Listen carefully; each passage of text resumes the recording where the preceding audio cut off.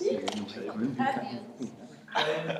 déjà, merci d'être venu par rapport à cette conférence. Il y a quand même des gens qui s'y intéressent. Non. Donc voilà, il s'agit de la présentation du projet de notre VFE. Donc notre destination, c'est l'Afrique du Sud, au cas où il y a des gens qui ne s'en rappelaient pas. Et puis, je vais vous démontrer que c'est un projet, un challenge, et surtout, un moment. Donc, premièrement, qu'est-ce que le VFE? C'est un projet qui implique l'ensemble de la promotion, comme on peut le voir aujourd'hui. Et surtout, c'est un projet qui a un objectif. Il s'agit de partir, encore une fois, tous ensemble en Afrique du Sud, pendant 8 jours à la découverte de la filière bois et du pays. Donc, pour les gens qui se posaient la question par rapport au départ en stage, par rapport aux fins des partiels, etc., la seule date qui pourrait être, entre guillemets, possible, ce serait un départ entre le 28 février et le 3 mars, et donc avec un retour 8 jours plus tard. Pour accomplir cet objectif, nous avons 2 missions. La première, organiser le voyage. Donc ça va être essentiellement l'équipe VFE qui va s'en occuper.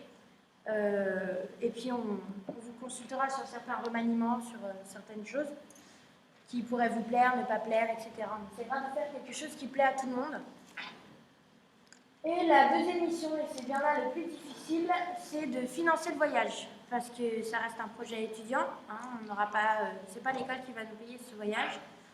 Et donc, il va falloir trouver les moyens de payer pour tout le monde. Je vous ferai une petite présentation du budget.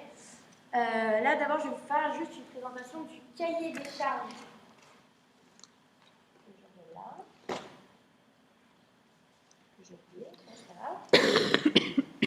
En gros, dans ce cahier des charges, c'est ce que l'équipe VFE a reçu pour pouvoir faire son projet. Il faut une destination qui ne soit pas trop loin. Il faut une destination qui soit à moins de 3 heures de décalage horaire. Il faut une destination qui ait un intérêt pour la filière bois, etc. Partant sur cette base-là, voici ce qu'on vous propose, c'est l'Afrique du Sud. Donc si vous avez assisté aux conférences qu'on a organisées cette semaine, notamment sur la filière bois, sur la culture, etc., vous vous rendrez compte qu'on a essayé de tomber dans notre cahier des charges. Par exemple, l'Afrique du Sud, c'est plus ou moins 1 heure de décalage, qu'on soit en été ou en hiver, avec la France. Donc voilà, il faut savoir aussi que l'équipe VFE a des contraintes par rapport à l'administration et qu'on ne pourra pas choisir n'importe quel pays et que ce pays a été choisi, entre guillemets, pour tomber dans le cahier des charges. Il y a une autre chose aussi qui est importante sur le cahier des charges, c'est l'organisation du voyage, la répartition du temps. Alors, il y a beaucoup de gens qui se posaient des questions sur le fait que ça allait être des beuveries en série, que ça allait être la grosse stuff et tout. On a donc dans notre cahier des charges l'obligation d'avoir 60% du temps en entreprise. Donc ce voyage est aussi un voyage pédagogique. Il faut qu'il y ait un objectif derrière, comme pour les voyages de cycle qui ont une problématique. Il faut que nous, on puisse faire un compte rendu aussi de ce qui se passe en Afrique du Sud. Et puis que ça a un intérêt pour nos carrières futures et pour notre culture personnelle.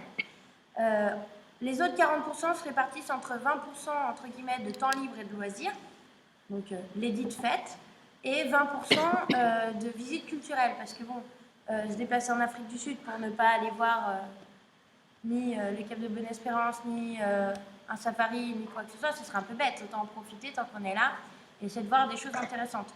Encore une fois, si vous avez assisté à la conférence d'hier, vous avez la vidéo de Nico sur tout ce qu'on peut faire en Afrique du Sud, qui est très intéressante, qui vous donne un panel de choses que vous pourrez voir, et c'est, à mon avis, ce qui devrait vous motiver aussi.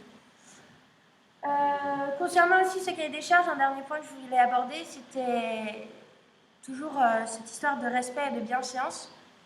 Il y a beaucoup de gens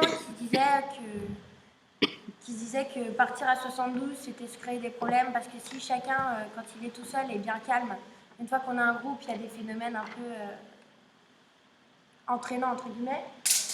Il faut savoir que dans le cahier des charges, et à chaque fois que quelqu'un participera à ce voyage, il sera obligé de s'engager sur le fait qu'il va respecter certaines règles, notamment en entreprise, donc la tenue, le respect des intervenants, etc., mais aussi en hôtel, mais aussi sur tout ce genre de choses, il va falloir que les gens se tiennent à carreau.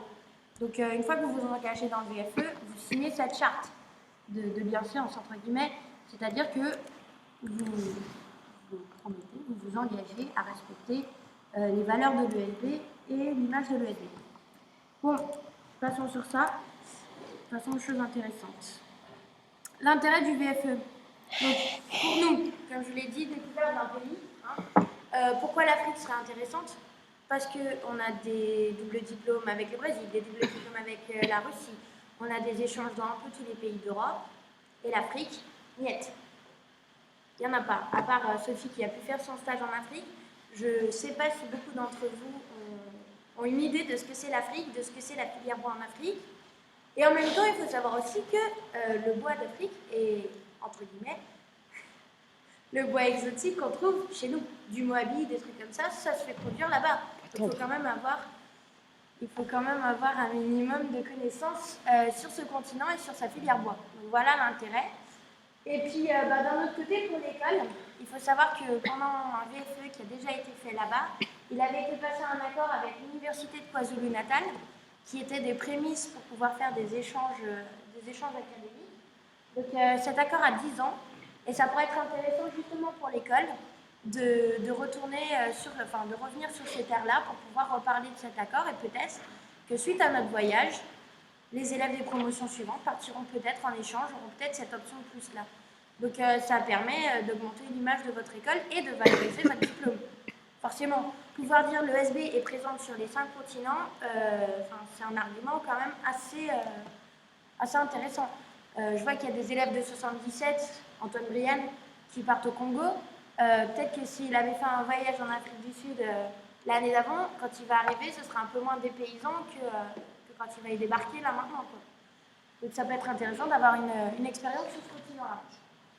La filière bois, contrairement à ce que certaines personnes auraient pu penser, elle n'est peut-être pas très organisée, mais en revanche, elle est très variée.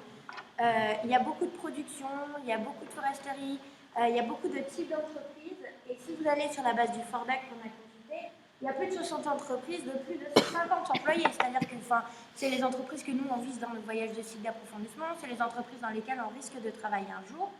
Et il y en a plus de 60 à visiter, donc on aura largement de quoi voir. Et il y aura de quoi voir pour les commerces, il y aura de quoi voir pour les prods, il y aura de quoi voir pour les construits, pour les forestiers. Enfin, c'est assez intéressant le fait d'avoir une filière variée. Donc encore une fois, plus de contacts en Afrique, toujours l'histoire du réseau. La langue anglaise, certains de vous n'auront pas réussi à avoir leur TOEIC malheureusement. Et repasser, non mais c'est un fait. Passer une petite semaine en Afrique du Sud en immersion à essayer de parler anglais, de pratiquer votre anglais, pourquoi pas, ça va peut-être débloquer quelque chose et puis ça va peut-être vous donner les 30 points qui vous manquent pour avoir votre TOEIC. Donc un pays anglophone, c'est intéressant pour ça, et c'est pour ça que dans ce projet, on en fait un point fort. Et puis enfin, pour nous, c'est la réalisation d'un projet ambitieux. Vous verrez le budget plus tard, mais réussir à récolter cette somme-là avec les moyens qu'on a, c'est assez ambitieux, et en même temps, on a beaucoup de facilitants, parce qu'il faut voir qu'on a toute la structure de l'école derrière, tout l'atelier, tout le réseau, enfin plein de choses qui font qu'on va pouvoir réaliser ici dans ce projet des choses qu'on n'aurait jamais réalisées si on devait partir de zéro. Donc voilà. Donc voilà l'intérêt de partir en VFE, enfin de ce VFE. Pourquoi ça marche pas? Ça a bugué.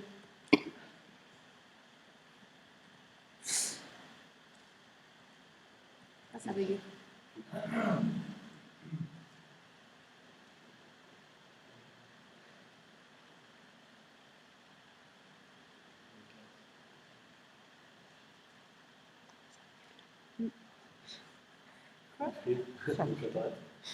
Non mais c'est peut-être ça.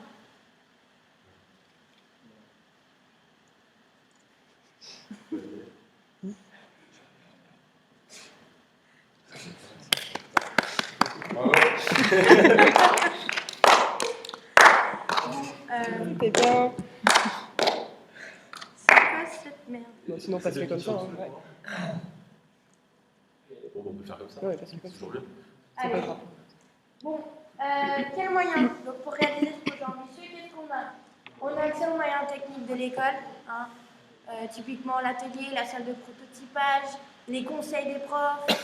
Donc voilà, c'est ça, entre guillemets, la participation de l'ESB sur ce point-là, c'est de nous fournir le support technique. Ensuite, il faut voir qu'on est 70, enfin une 70aine dans la promo, et je ne sais pas si vous réalisez 70 personnes qui se mettent sur un projet en 6 mois, il y a de quoi monter un stade. Hein. Enfin, faut arrêter de voir les choses à notre échelle, il faut penser groupe. Et des entreprises de 70 personnes, en 6 mois, elles dégagent bien plus de bénéfices que ce que nous, on cherche à avoir comme budget.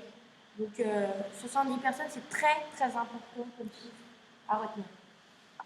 Ensuite, une équipe VFE, hein, que je remercie particulièrement pour cette semaine et pour tout ce qu'on a fait jusqu'à présent. Ils étaient bien investis. Donc il y a moi, il y a Cyprien, Sophie, Iciao, Boris qui serait respo au voyage, Nico, Cédric, David et Alexandre, donc respo projet. Donc ce seront les coordinateurs des différents projets qu'on va pouvoir vous proposer. Donc ce seront les principaux interlocuteurs de la promo. Parce qu'évidemment, on ne sera pas tous disponibles au même moment. Et Maëva qui est notre relais aussi sur Bordeaux. C'est qui, Pierre? Et Pierre, responsable entreprise, donc autant entreprise en Afrique du Sud. Lui faites pas confiance, jamais. Avec Alexandre et responsable de sponsor. Pourquoi je vous parle de cette équipe? Déjà, j'aimerais qu'on observe un peu. Si vous regardez, on a quasiment tous fait partie d'une association, soit en première, soit en deuxième année. BDE, NDB, JDB. Donc, avec ça, on a acquis une certaine expérience. Comment organiser les choses, comment gérer une trésorerie, etc. Ça fait quand même beaucoup de compétences qu'on a accumulées et on a groupé toutes ces compétences dans un seul groupe pour faire le BFE. Donc ça aussi, c'est un de nos points forts, c'est que, on n'est pas des débutants, quoi. On a quand même un minimum d'expérience associative et d'expérience de projet. Je tiens aussi à montrer qu'il y a des A41, il y a des A31, il y a des A11, il y a des A21. Histoire d'avoir des relais dans chaque partie de la promo qui puissent communiquer, avec qui vous pourrez vous mettre en relation. Donc ça, c'est aussi important. Et puis surtout, ça montre que c'est un projet de promo. Parce que vous voyez bien que tous les cycles sont impliqués au sein même du bureau. Ensuite, quels moyens? Le réseau de l'école. Alors, on va avoir des projets, on va avoir besoin de se fournir en matériel, on va avoir besoin logistiquement de transport, etc. Tout ça, on a le réseau de l'école derrière, c'est-à-dire que jusqu'à présent, on a mené des projets et grâce au réseau de l'école, on a pu résoudre certains problèmes. Il nous fallait un transporteur en urgence, on demande à M. Godevin, il essaie de trouver parmi ses contacts. Donc voilà, c'est des choses qu'on a un peu de chance d'avoir. C'est de pouvoir faire jouer ce réseau. Auprès de la communication aussi, auprès des entreprises. Il faut savoir qu'on a des entreprises partenaires donc qui peuvent être sponsors, qui peuvent être aussi des acheteurs de certains projets. Enfin, je veux dire, c'est assez important. Et puis, il y a vous.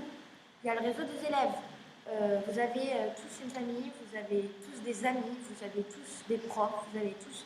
Enfin, vous connaissez du monde. Et il y a moyen de communiquer sur notre projet et d'impliquer ces réseaux et de les relier entre eux et de toucher un maximum de personnes pour pouvoir récolter un maximum d'argent sans demander trop d'efforts à une personne en particulier.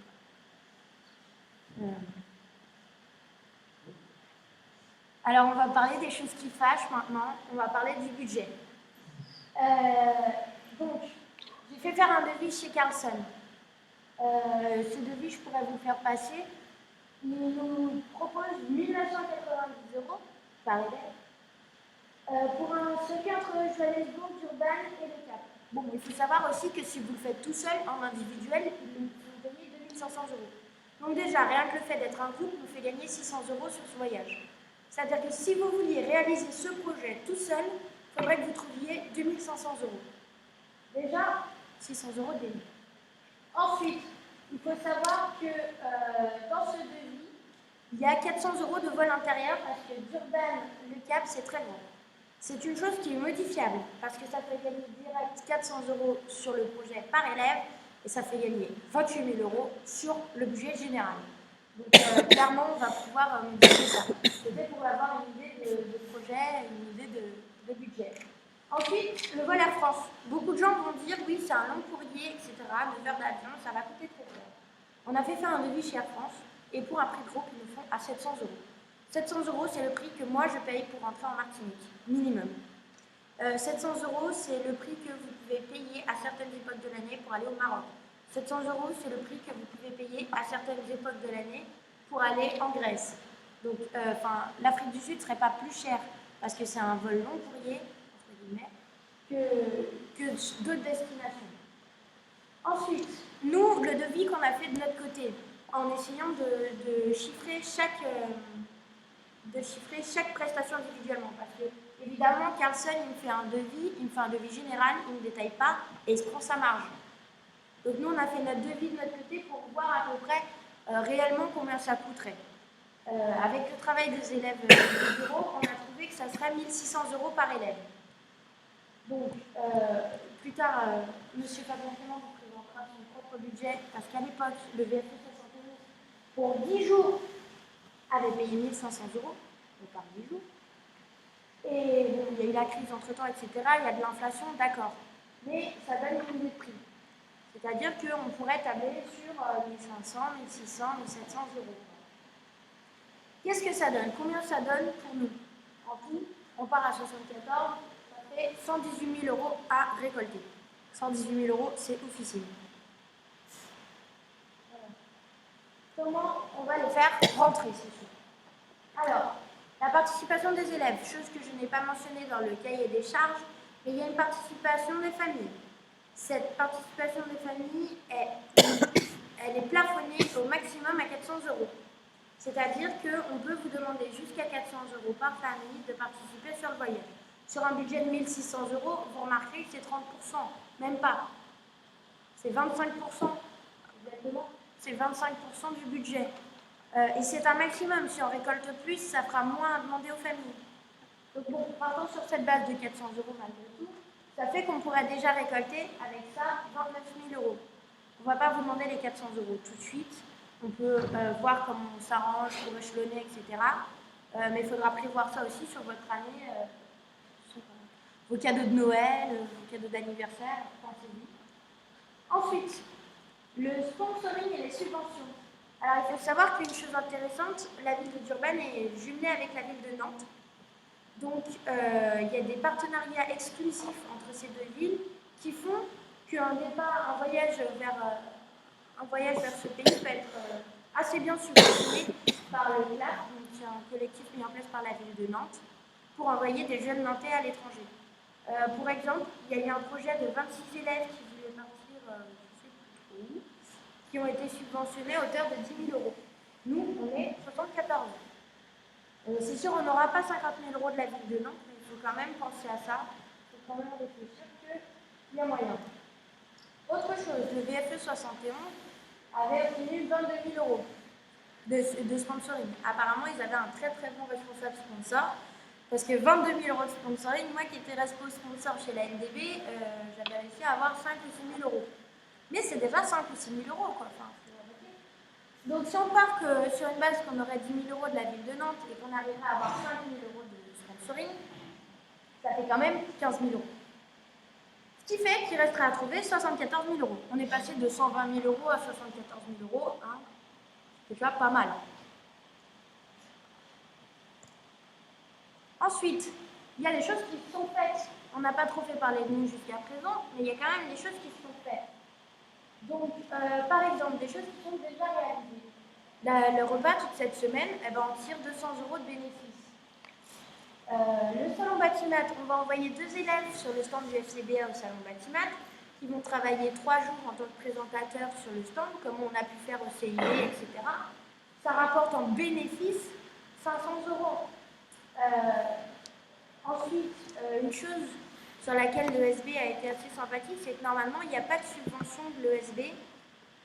Il n'y a plus de subvention de l'ESB pour le VFE, puisque cette subvention est partie pour le VCA.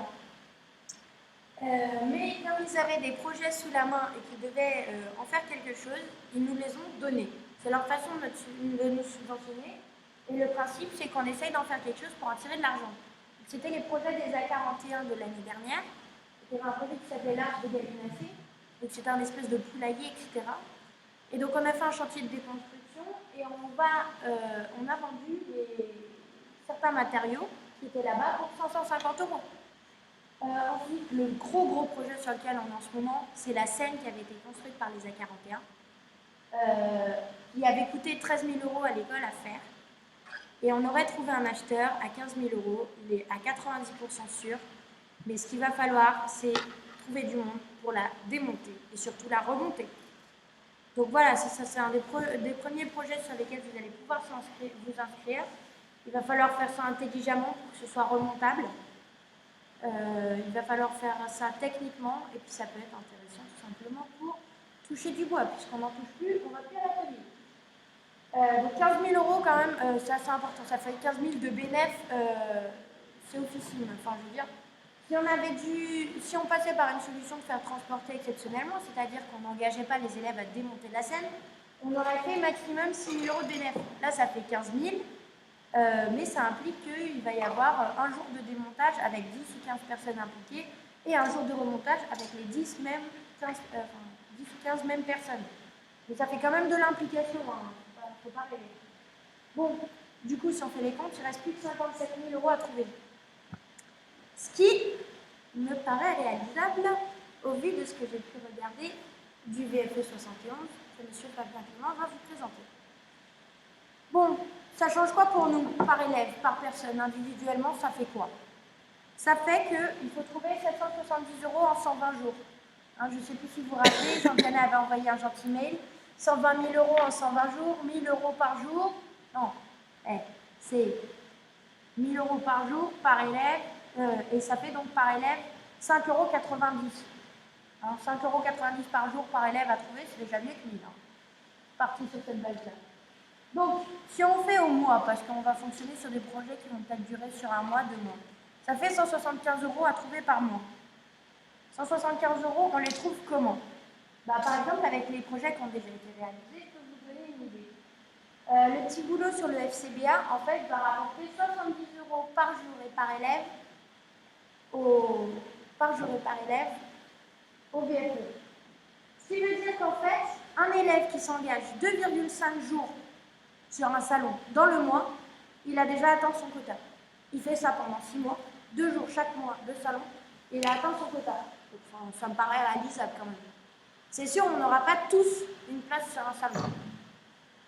Mais c'est réalisable. Et il faut voir aussi qu'en faisant ce salon, ils ont fait des contacts, etc. Il y a un intérêt aussi pour les élèves de participer au projet. Le projet de la scène, j'avais compté que ça faisait 110 euros par jour. En fait, c'est beaucoup plus que ça. Mais j'ai compté aussi tout le travail intellectuel qu'il y a eu avant de trouver l'acheteur, de planifier le démontage, etc. Et ça ramènerait 110 euros par jour. Donc un projet comme ça, quand vous vous engagez dessus, une journée dans le mois, vous avez déjà accompli votre part pour le VFE. La vente de bouffe, c'est un truc, entre guillemets, facile, et ça peut ramener jusqu'à 40 euros par jour. Il faut faire 50 repas, donc 50 lasagnes. Mais ça peut rapporter jusqu'à 40 euros de bénéfices par jour. Donc c'est aussi des actions envisageables. Ce que je voulais vous montrer comme ça, c'est que c'est pas quelque chose qui va beaucoup vous coûter en termes de temps dans le mois, que c'est faisable. On ne vous demande pas d'avoir 48 heures dans une journée. Il y a moyen de trouver du temps pour le VFE, de caler ça dans le mois. Et ensuite, la deuxième chose que je voulais vous montrer, c'est qu'il y a plusieurs types de projets. C'est-à-dire qu'on va utiliser les compétences de chacun à juste titre. Moi, je sais cuisiner, j'ai cuisiné. Je ne sais pas démonter une scène. J'ai demandé à Olivier Deslecaire de venir faire l'organisation du chantier de démontage. Donc chacun peut participer à son échelle et en fonction de ses compétences, peut participer au VFE. Vous avez tous une place.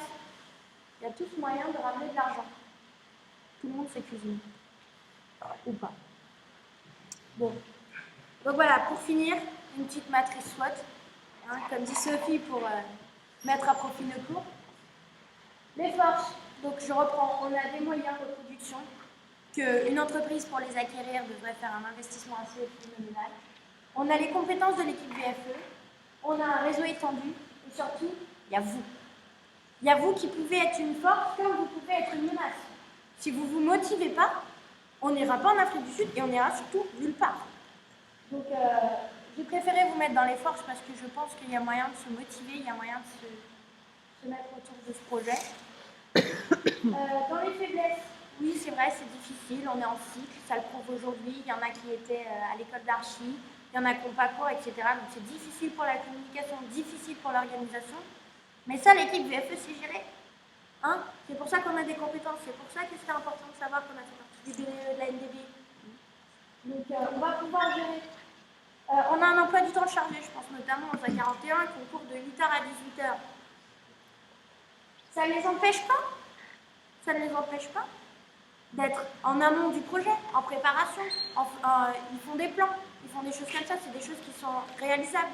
S'ils ne peuvent pas venir sur un salon tel ou tel jour parce qu'ils sont occupés, ça ne les empêche pas chez eux de nous aider sur un plan, de nous aider sur un chiffrage de structure ou des choses comme ça. Et puis bon, les A21, les A31, ils sont un peu plus légers. Ils sont peut-être une force un peu plus motrice, plus des bras. D'accord, ok. On va pouvoir trouver des moyens de coordonner et planifier.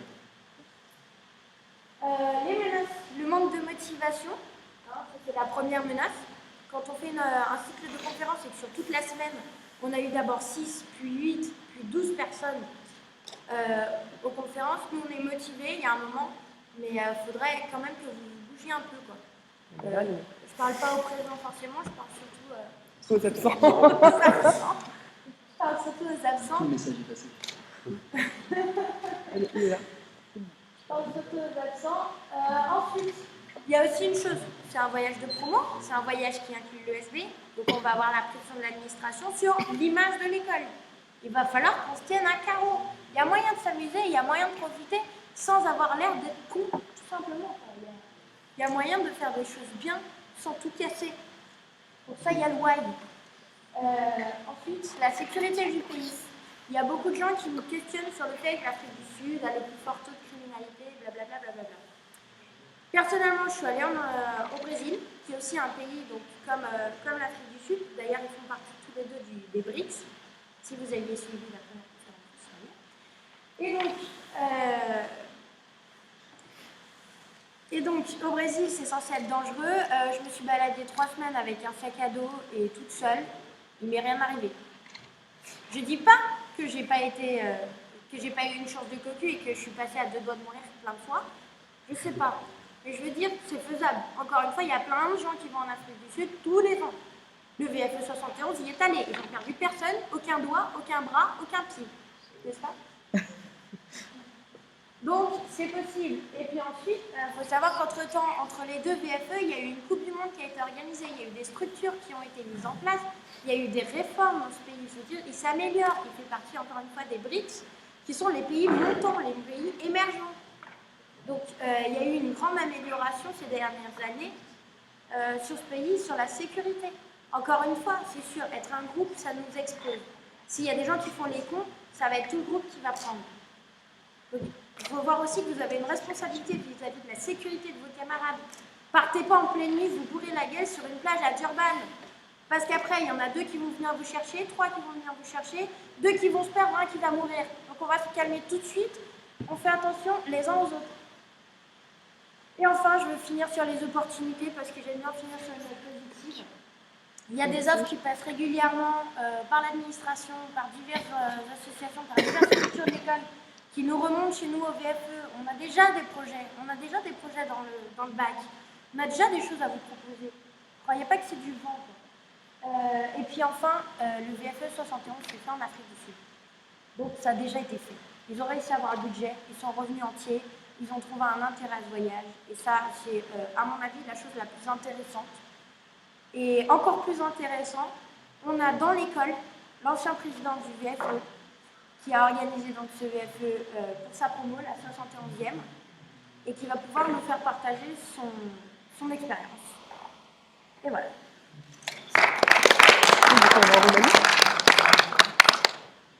Je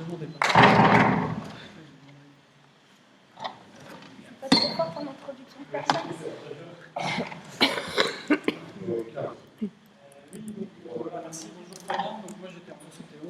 parti en Afrique du Sud, donc il y a 7 ans presque maintenant. Donc à l'époque, c'est un peu, bon, pas si vieux que ça quand même,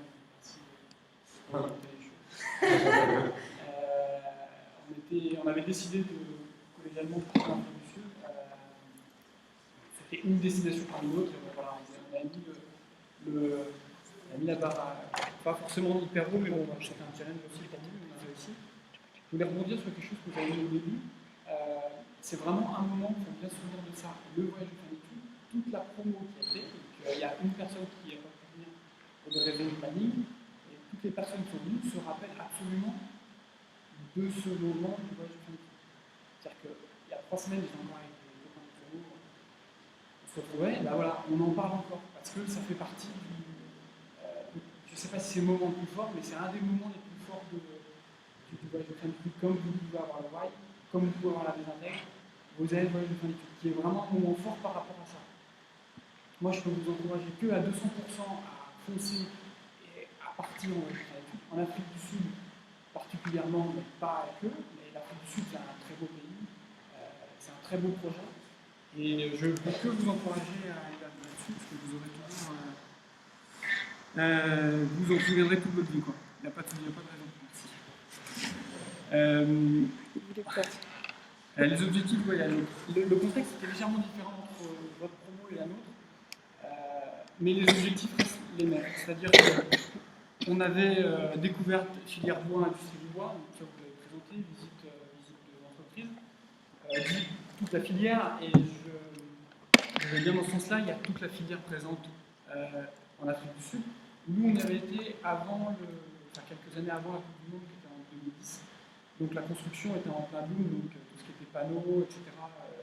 Une grosse partie scierie, transformation, meubles également. Donc on a fait vraiment tout. On a rencontré des professionnels dans ce cadre-là, mais également en échange avec l'école et l'université. Puisque on avait avec le pôle natal, mais également avec une autre école dans le monde qui se retrouvait, sur des formations. BTS. C'est très intéressant, on a été très bien accueillis. Donc, vraiment, un accueil très chaleureux et très enrichissant d'un point de vue technique sur la filière. Et après, les politiques touristiques, bien sûr, qui sont très dépaysantes, quels que soient les stages qu'on a pu faire dans d'autres pays. Personne n'avait été en Afrique du Sud, en tout cas dans notre promo. Et donc, c'était très enrichissant parce que c'est vraiment un pays très particulier où vous avez une multitude de cultures qui font que vous découvrez beaucoup de choses sur les paysages, sur la partie culturelle, etc., etc. On mange très bien aussi, on en a encore parlé il y a 15 jours, tout le monde avait pris du poids, donc il ne faut pas avoir peur d'aller à l'étranger, il n'y a pas de souci. Les contraintes du voyage. On devait voyager, l'ancien directeur de l'école nous obligeait à voyager avec Air France et avoir 3 étoiles mini sur les hôtels. Ce qui avait un impact certain sur le budget, forcément. On avait une visite d'entreprise par jour de présence, au minimum, et il fallait voir l'ensemble de la filière. Voilà, à peu près. Après, on avait forcément ces contraintes de tenue, dans le sens où il était obligatoire d'être rasé, bien habillé, propre, forcément, d'avoir des chaussures fermées, des pantalons, etc. pour les entreprises. Voilà, après, nous, c'était les contraintes que l'on avait, peut-être que les vôtres peuvent évoluer, mais en tout cas, n'oubliez pas une chose, c'est que vous êtes à la fois, quand vous allez là-bas, vous êtes la vitrine de l'école, des gens qui viennent et qui sont venus de l'école, donc des gens avant vous, des élèves qui étaient là avant vous, et également ceux qui pourraient venir après vous, mais également, d'une certaine manière, vous êtes représentatif de la France, dans le sens où vous êtes identifié comme ça. Donc, il n'y a pas de souci, ça s'est toujours bien passé. Moi, j'ai jamais entendu, même dans les VFE avant moi, qu'il y ait des soucis. Ça n'empêche pas que à tous les soirs, à 8h30, tout le monde était au dodo. Non, non, pas du tout. On a fait beaucoup la fête, sans problème, mais il n'y a pas eu de débordement. On s'est bien amusé, on a pu profiter au maximum, sans qu'il y ait de débordement et sans que ça soit choquant pour les personnes extérieures. Ce n'est pas un week-end d'intégration. Le budget, donc nous on était à un budget 117 000 €, donc on revient, on était 80 personnes, enfin on était 74 ou 75 étudiants, je ne sais plus exactement, et on avait des personnes extérieures qui étaient venues parce que le voyage en Afrique du Sud, donc des professionnels, des propriétaires forestiers des pays de la Loire, qui étaient intéressés par le voyage pour pouvoir voir un peu la filière là-bas. Donc ils étaient venus avec nous, donc on avait organisé pour eux, et ça s'était très bien passé, on avait bien rigolé avec eux, c'était quand même assez sympa. Et donc eux ont participé et on leur a fait payer un peu plus cher, parce que forcément c'est nous qui organisions. En gros, ça a coûté 1500 € par personne. La différence, voilà, sur la partie Thomas Cook, en fait, c'était voyage, billet d'avion. Nous, on avait tout compris chez Thomas Cook.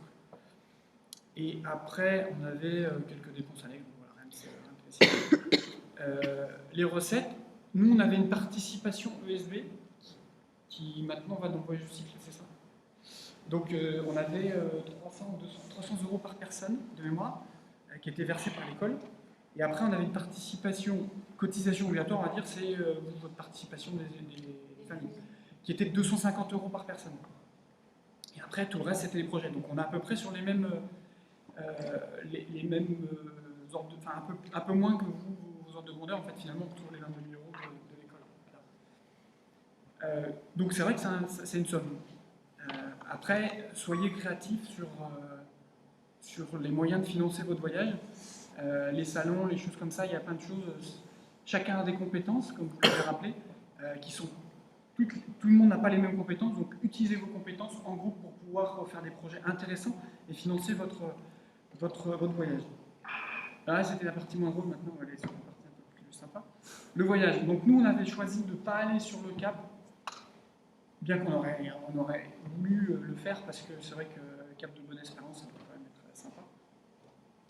Le problème, c'était le budget, c'est-à-dire que ça faisait un vol intérieur qui était très onéreux, donc on a choisi de rester sur Durban, puisque Durban est jumelé avec Nantes. Le voyage s'est déroulé, donc on est arrivé à Dubourg et après Johannesburg, et après on a descendu directement à Durban, où là on est resté pendant quelques jours. On a fait KwaZulu-Natal, Pietermaritzburg un petit peu à côté. On est resté quelques jours là, et après on est parti du côté de Richards Bay et Ermelo, et après revenu sur le Kruger Park, etc., et repassé par Pretoria, qui est la capitale, et Johannesburg pour repartir. Donc, voyage, à chaque fois on faisait un peu de culturel et un peu de visite d'entreprise. Je ne vais pas refaire le listing de tout ce qu'on a fait parce qu'il n'y a pas forcément d'intérêt.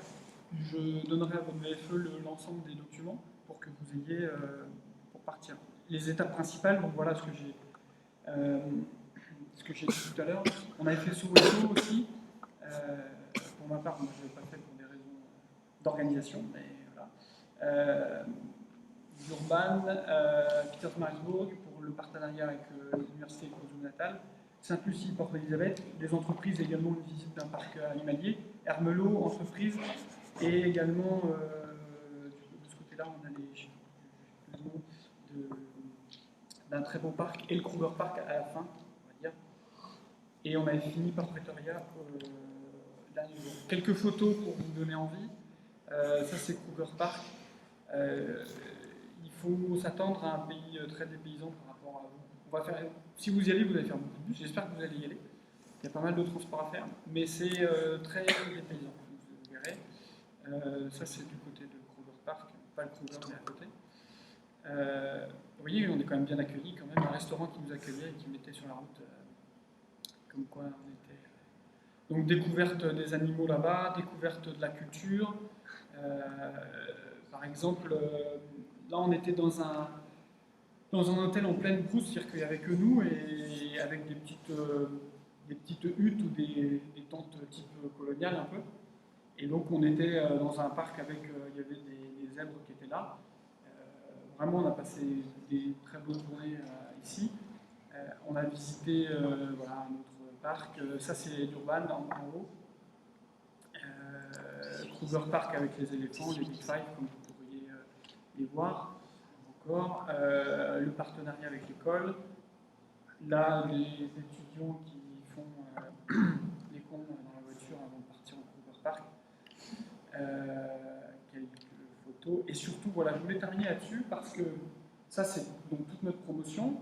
Le dernier jour, comme ça. Et pour vous montrer que ça, c'est une image que tout le monde garde, tout le monde a gardé à l'école. Et enfin, dans notre promo, tout le monde a conservé ça. Et donc, c'est vraiment le dernier moment où vous serez tous ensemble. C'est-à-dire que vous aurez beau avoir passé des week-ends d'intégration, etc. Et ça sera le dernier moment de votre scolarité, avant de partir chacun dans vos villes, pays et nouveaux jobs respectifs. Donc ce moment-là est vraiment important parce que c'est 10 jours, vous vous souvenez toute votre vie. Vous pourrez partir après dans n'importe quel pays tout seul ou en groupe de 3-4 et vous n'aurez pas du tout l'ambiance que vous pouvez avoir quand vous partez à 80, à échanger, etc. Vous êtes un peu insouciant, vous avez votre stage qui commence, vous avez la vie un peu devant vous. Alors les personnes à gauche ne sont pas des élèves, hein, je signale, ce sont les personnes justement qui vous accompagnent. Donc voilà, moi je peux que vous encourager à 200% à faire ce voyage. L'Afrique du Sud est un pays magnifique. Au niveau sécurité, certes, c'est pas, il y a des pays beaucoup plus sûrs, mais après, voilà, il y a nous on n'a pas eu de problème de sécurité, on a été libre. Voilà, on n'a pas été contraint. On a été contraint, mais pas trop contraint par ça. C'est des règles à respecter dès le début et après ça fonctionne. Voilà, je répète, je peux que. Moi, je garde un très bon souvenir. À la fois. Et un joli polo. Pardon? Et un joli polo. Exactement, un joli polo. Et c'est vraiment quelque chose de très. Enfin, pour moi, qui est très important. Donc, je suis 200% pour vous motiver à le faire. Je peux répondre à vos questions. Je ne sais pas si vous avez des interrogations sur les risques que vous pouvez rencontrer, sur comment on fait. Enfin, voilà, il y a beaucoup de choses à dire. Après, Jusqu'à la dernière minute, vous n'étiez pas sûr de boucler le budget ou bien vous l'avez bouclé un mois à l'avance? Ah non, on ne l'a pas bouclé un mois à l'avance. Ça aurait été trop beau. Je me rappelle avoir été voir Mme Sotler, parce que je lui ai dit, on est un peu juste là, parce qu'il faut qu'on paye juste à Thomas Cook, et on est juste parce qu'on n'a pas ça sur le compte, comment on fait, etc. On m'a dit, mais on va essayer de trouver une solution. Et donc voilà, on était juste, mais c'était un projet ambitieux, donc il y a forcément des petites difficultés, voilà, il y a des étapes à passer. Donc on a été juste jusqu'au bout, mais on a réussi à rapporter plus que ce qu'il fallait. Et donc on a pu faire sur place des choses que nous n'avions pas prévues. La principale, c'est que le Kruger Park, on avait prévu de le faire en bus, c'est-à-dire qu'on était chacun dans son bus de départ. Donc c'est un peu dommage. Et donc 2 jours avant, on a dit on a un peu d'argent, donc on va se débrouiller pour pouvoir le faire dans des voitures individuelles à 5 ou 6 fois. Et vous avez gardé des contacts là-bas? Vous connaissez encore du monde par là-bas? Alors, non, moi personnellement, j'ai pas gagné de contact. On avait 2 guides, parce qu'il y avait 2 bus, donc 2 guides. Je dois encore avoir la carte du guide qui suivit, donc ça faut que je retrouve. Sur les entreprises, on a tout un listing. Après, dans l'équipe de FE, le responsable voyage Raoul Antoine s'est bien occupé de ça, et maintenant il dans son